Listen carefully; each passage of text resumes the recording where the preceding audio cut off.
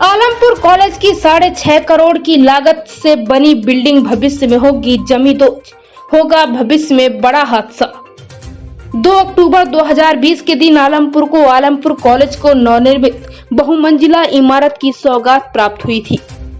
आलमपुर वासी इस सौगात को पाके फूले नहीं समा रहे थे कि तभी इसको न जाने किसकी काली नजर लग गई और पूरी बिल्डिंग में जगह जगह दरारें पड़ गईं और पूरी दीवारें बीच से चटक गईं, पिलरों में चटकन आ गई और इस कारण भविष्य में कभी भी गंभीर हादसा हो सकता है और आने वाली पीढ़ी सदा के लिए काल के गाल में समा जाएगी और भावी प्रशासन मूक दर्शक बन हादसे का इंतजार कर रहा है।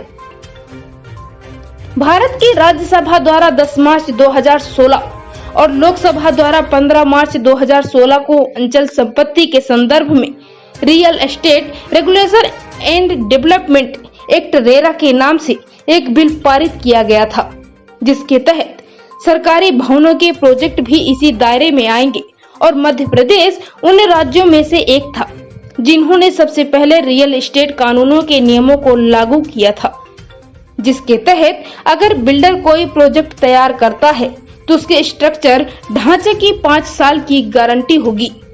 अगर 5 साल में स्ट्रक्चर में खराबी पाई जाती है तो उसे दुरुस्त कराने का जिम्मा बिल्डर का होगा।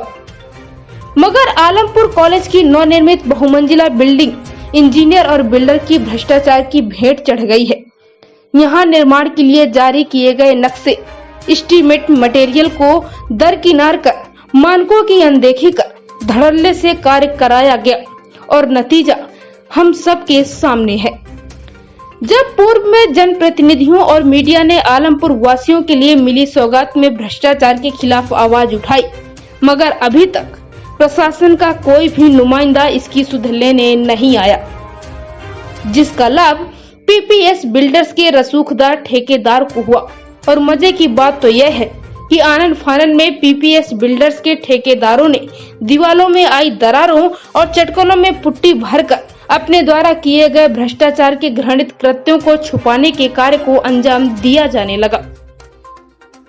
प्रशासन के आला अधिकारियों द्वारा जल्द इस मामले को संज्ञान में नहीं लिया गया तो वह दिन दूर नहीं होगा जब हमारी भावी पीढ़ियों हमें जीवन भर सदा सदा के लिए हमसे दूर जाकर हमारे ऊपर कलंक लगा कर जाएंगी कि समय रहते जिम्मेदार नागरिक इसकी खैर खबर कर लेते तो हमें असामयिक समय से पहले काल के मुंह में नहीं जाना पड़ता। यहाँ बताना मुनासिब होगा कि शासकीय कॉलेज में जन भागीदारी समिति के अध्यक्ष जिले के कलेक्टर साहब होते हैं। ऐसा नहीं है कि भिंड कलेक्टर साहब आलमपुर न आए हों, मगर विडंबना यही रही कि भविष्य को नई दिशा प्रदान करने वाले आलमपुर कॉलेज में साहब के चरण नहीं पड़े, वरना इसका 100% उद्धार हो जाता और दोषी बिल्डर्स और इंजीनियर के खिलाफ कार्यवाही का निर्देश भी होता। इंडिया रिपब्लिक न्यूज के लिए पीयूष बिरथरिया की। इसके लिए हमने पीआईयू को लिखा है समय समय पर, और अभी आज ठेकेदार के कुछ कारीगर आए हैं जो बिल्डिंग की मरम्मत कर रहे हैं।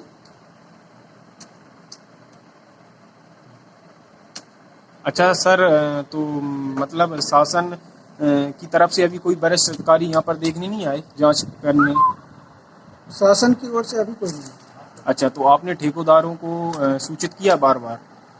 पीआईयू को पत्र लिखा हमने। अच्छा, प्राचार्य द्वारा पीआईयू को पत्र लिखा है। एक बार पहले भी ठेकेदार देखे जा चुके थे, लेकिन काम कराने अभी है। सर क्या क्या कहाँ कहाँ कैसे क्षतिग्रस्त हो रहा है? बिल्डिंग में देखिए नीचे क्रैक आए हैं, ऊपर जहाँ से पानी की लाइनें डली हैं वहाँ पर क्रैक आए हैं, और बिजली के लिए जो वायर डाली गई है वहाँ से क्रैक आए हैं।